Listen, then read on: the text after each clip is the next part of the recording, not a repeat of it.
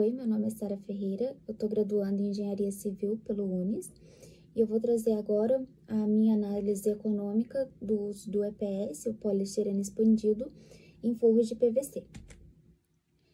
No caso aqui, eu separei em tópicos o que é a definição de forros, o forro em EPS, drywall e PVC, que são os materiais que eu vou estar comparando, que eu fiz a minha análise. E no meu estudo de caso, não coloquei outros materiais como madeira na parte de forros, porque não era do agrado do proprietário, então eu fui somente no que ele tinha escolhido. No caso, o forro nada mais é do que um revestimento para tanto fins estéticos para tampar instalação de elétrica, hidrossanitária, as estruturas, como para dar um conforto termoacústico melhor no ambiente e, obviamente, dar uma característica melhor, um acabamento estético melhor nos ambientes. Então, o que é o EPS? O EPS, ele é feito a partir das pequenas pérolas de poliestireno, que elas são aquecidas, e depois que elas tomam essa forma de bolinhas, elas são colocadas nos moldes que vão tomar a sua forma final, que na maioria das vezes a gente costuma comprar no mercado aquela placa quadrada já prontinha. No caso do forro em EPS, já vem forros no formato da telha, igual da imagem aí tem o do zinco, já você pode estar adquirindo e colocando direto no formato da telha, e também pode comprar ela reta mesmo e vai colar do mesmo jeito. No caso, o EPS, ele não precisa necessariamente de uma estrutura para poder fixar ele consegue colar nas telhas com uma cola específica à base de chapa. O forro de drywall mesmo, ele vai precisar dessa estrutura metálica para poder ser assentado as placas de gesso, que não tanto mais é que o drywall são placas de gesso fixadas nessa estrutura metálica que já vai estar prontinha para receber esse tipo de forramento. Tanto o EPS quanto o drywall podem necessitar de acabamentos depois de serem colocadas as placas. O PVC, que é muito comum, ele tem vários tipos de cores e texturas no mercado. Muito comum a gente vê nas residências, principalmente residência popular. Ele é feito a partir do policloreto de vinila. É um material que comumente nem sempre é reciclado, então não tão sustentável, mas muito comum de se achar, muito fácil de se achar no mercado para poder ser instalado. E também pode colocar em áreas molhadas que não vai ter uma resistência maior comparado ao EPS e o gesso, que muitas vezes, dependendo do acabamento, pode se deteriorar com o tempo. No caso, eu fiz um estudo de caso de uma kitnet em São Lourenço, no primeiro período no primeiro semestre de 2024. No caso, como tá ali na planta baixa, somente o quarto e a cozinha foram revestidos com o EPS. O banheiro já tinha laje maciça, não foi revestido. Então, toda a pesquisa foi orçada via internet, porque nas lojas físicas os valores estavam bem maiores, e com toda essa evolução na tecnologia de compras, com essas promoções de desconto em frete e juntando um todo, saiu bem mais em conta o orçamento via internet, e todos os materiais tem como a gente comprar via internet.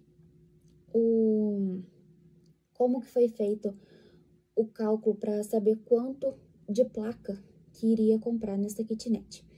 No caso, ali eu usei o N maior o Nzão, é o número de placas que eu estava procurando para colocar para comprar, para revestir todo o telhado dessa kitnet, no caso a cozinha e o quarto. O Azão é a área revestida total, a área em metro quadrado, que deu 26,95 metros quadrados. E o Azinho é a área da placa de EPS. Então, cada placa de EPS tem meio metro quadrado.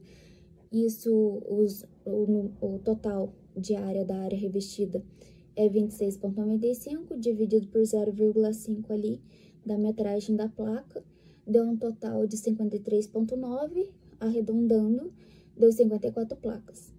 No caso, cada pacote do valor melhor na internet tinha 15 placas por pacotes de R$180.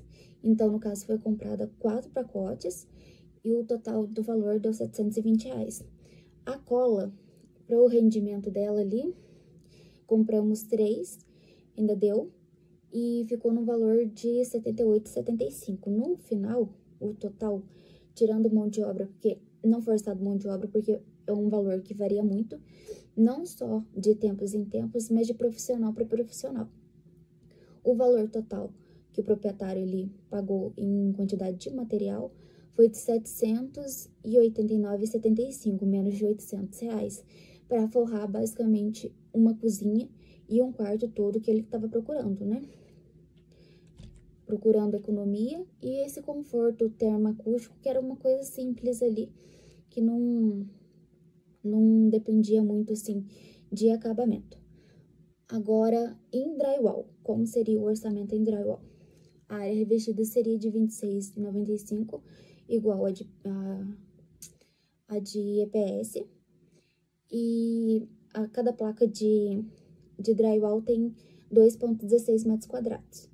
Fazendo essa conta da área que precisa ser revestida com a área da placa, iriam precisar de 13 placas para conseguir suprir toda a área ali revestida. Então, foram compradas ali, não, seriam compradas, não foram. Seriam compradas 13 no total ali de placas, né, para dar o tamanho da área para revestir.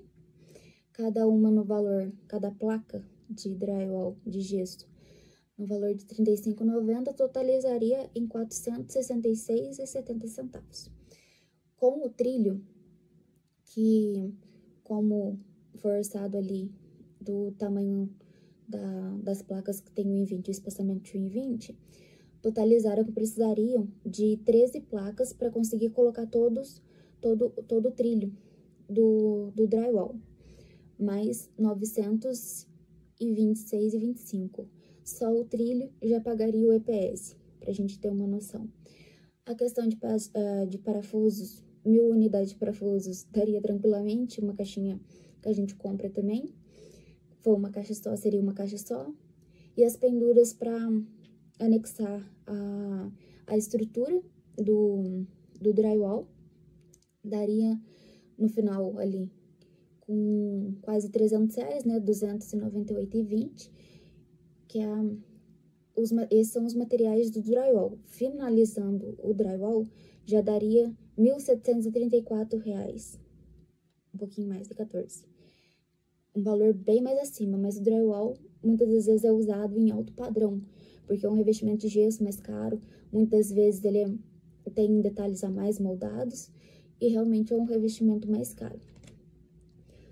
O drywall e o EPS, eles podem receber esse acabamento, não acaba só ali nos R$800 do EPS ou nos 1.700 do drywall.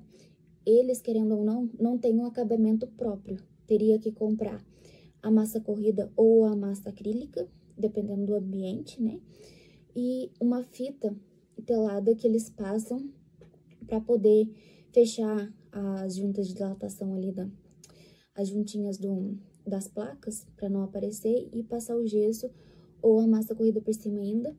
Ali, em média, um balde da Coral ali, ele ia gastar uns 2 baldes em média de cada uma, seria uma ou outra ali, ou seria o valor da massa corrida de R$ 99,48 ou da massa acrílica de R$ 125,20 a mais para dar esse acabamento, o simples, básico, liso, nesses dois tipos de forro.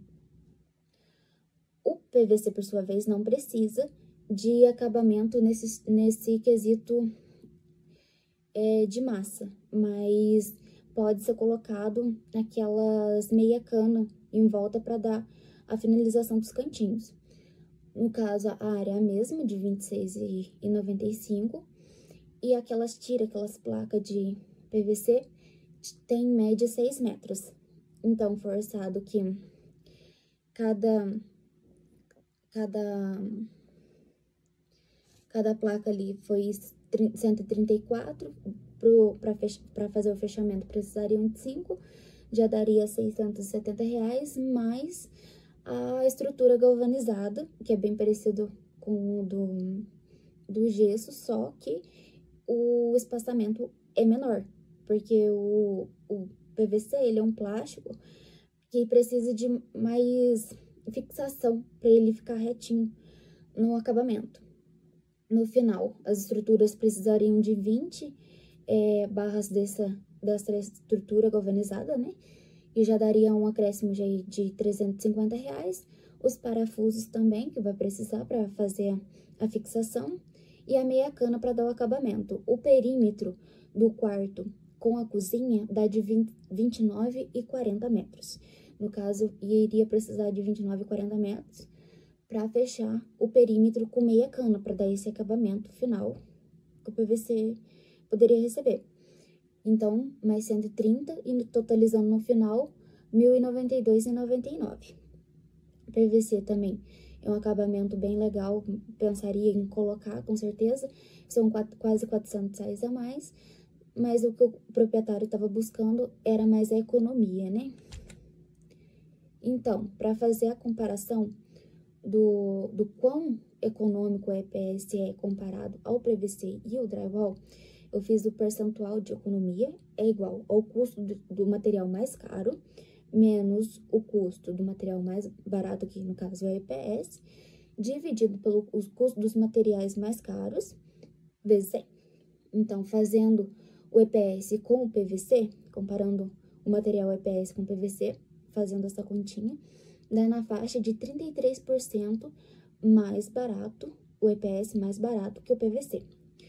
Já a comparação do drywall com o EPS é bem maior, porque o drywall, querendo ou não, é um revestimento mais caro.